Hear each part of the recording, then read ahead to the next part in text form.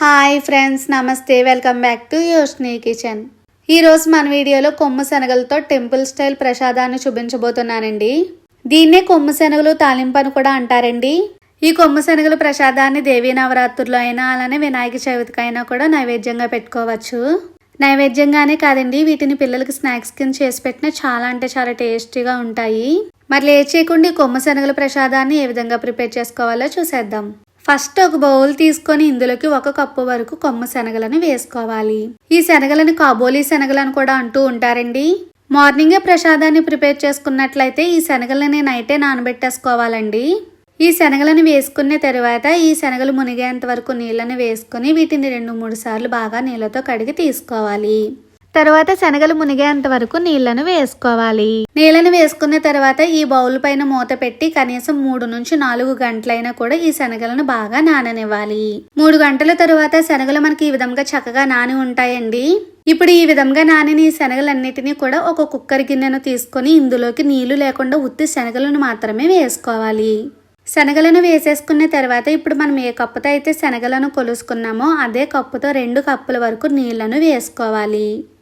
తర్వాత ఇందులోకి రుచికి తగినంత ఉప్పుని వేసుకుని ఒకసారి ఇవన్నీ కూడా కలిసేటట్టుగా కలిపేసుకుని తర్వాత కుక్కర్ మూతని పెట్టుకోవాలి. ఇప్పుడు ఈ శనగలను మీడియం ఫ్లేమ్ మీద 3 విజిల్స్ వచ్చేంత వరకు బాగా ఉడకనివ్వాలి. 3 విజిల్స్ వచ్చిన తర్వాత స్టవ్ ఆఫ్ చేసుకుని ప్రెజర్లో ఉన్న ఆవిరంతా పోయిన తర్వాత కుక్కర్ మూతను తీయాలి. చూసారా, మనకు 3 విజిల్స్కే శనగలు అనేవి ఈ విధంగా చక్కగా ఉడుకు ఉంటాయండి. ఇప్పుడు ఈ శనగలన్నిటినీ కూడా ఇందులో నీళ్లు లేకుండా ఉత్తి శనగలను మాత్రమే ఒక బౌల్లోకి తీసుకోవాలి. ఈ విధంగా బౌల్లోకి శనగలన్నిటినీ కూడా వేసేసుకోవాలి. ఇప్పుడు మనం ఈ శనగలన్నిటినీ కూడా తాలింపు పెట్టుకుంటే మనకి శనగల తాలింపు అనేది రెడీ అయిపోయినట్లేనండి.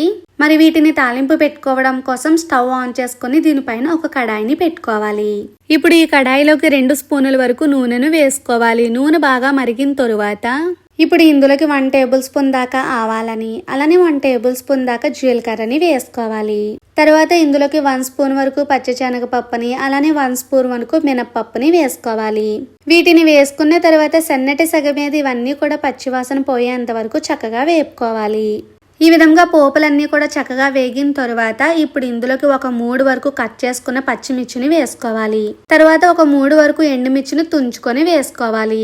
తర్వాత ఇందులోకి 2 రెమ్మల కరివేపాకుని వేసుకొని కరివేపాకులో ఉన్న పచ్చిదనం అంతా పోయేంత వరకు వేపుకోవాలి. తర్వాత ఇందులోకి చిటికెడు ఇంగువని వేసుకొని ఇవన్నీ కూడా కలిసేటట్టుగా కలిపేసుకోవాలి. తర్వాత ఇందులోకి చిటికెడు పసుపుని అలానే మనం ఉడకబెట్టి పక్కన పెట్టుకున్న కాబోలి శనగలు మొత్తాన్ని కూడా వేసేసుకోవాలి. ఈ విధంగా శనగలు మొత్తాన్ని కూడా వేసేసుకున్న తర్వాత ఇవన్నీ కూడా కలిసేటట్టుగా ఒకసారి కలిపేసుకోవాలి. ఈ విధంగా శనగలు మొత్తాన్ని కూడా కలిపేసుకున్న తర్వాత ఇప్పుడు దీనిపైన మూత పెట్టి ఒక 2 నిమిషాల పాటు వీటిని ఉడకనివ్వాలి. ఈ విధంగా మనం మూత పెట్టి ఒక 2 నిమిషాలు ఉడకనివ్వడం వలన ఇందులో ఉన్న తాలింపు అంతా కూడా ఈ శనగలకు బాగా పడుతుందండి. తర్వాత మూత తీసి మరొకసారి ఇవన్నీ కూడా కలిసేటట్టుగా కలిపేసుకోవాలి. ఇప్పుడు ఇందులోకి రుచికి తగినంత ఉప్పుని వేసుకోవాలి. ఇప్పుడు ఇందులో మనం ఉప్పుని వేసుకున్నప్పుడు ఒకసారి టేస్ట్ చేసుకొని వేసుకోవాలండి.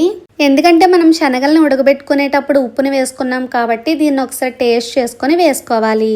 తర్వాత ఇందులోకి గుప్పెడు కొత్తిమీరని చిన్న ముక్కల కింద కట్ చేసుకొని వేసుకోవాలి. చివరిగా ఇందులోకి 3 స్పూనుల వరకు పచ్చి కొబ్బరి తురుమును వేసుకోవాలి. కొబ్బరి తురుమును వేసుకున్న తర్వాత ఇవన్నీ కూడా కలిసేటట్టుగా మరొకసారి కలిపేసుకోవాలి. టెంపుల్ స్టైల్లో చేస్తున్నాం కాబట్టి ఇందులో నేను కొబ్బరి తురుమును వేసానండి. మీరు కావాలంటే ఈ కొబ్బరి తురుమును వేయకపోయినా కూడా టేస్ట్ అనేది బాగుంటుంది. ఈ విధంగా మొత్తం కూడా కలిపేసుకున్న తర్వాత స్టవ్ ఆఫ్ చేసుకుని సర్వ్ చేసుకోవడమే. అంతేనండి, చాలా అంటే చాలా సింపుల్ గా అలానే చాలా టేస్టీగా ఈ కొమ్ము శనగలతో ప్రసాదాన్ని ప్రిపేర్ చేసుకోవచ్చండి. మరి మీకు కూడా ఈ వీడియో చూసిన తర్వాత ఈ ప్రసాదాన్ని చూస్తుంటేనే నోరూరేస్తుంది కదండి.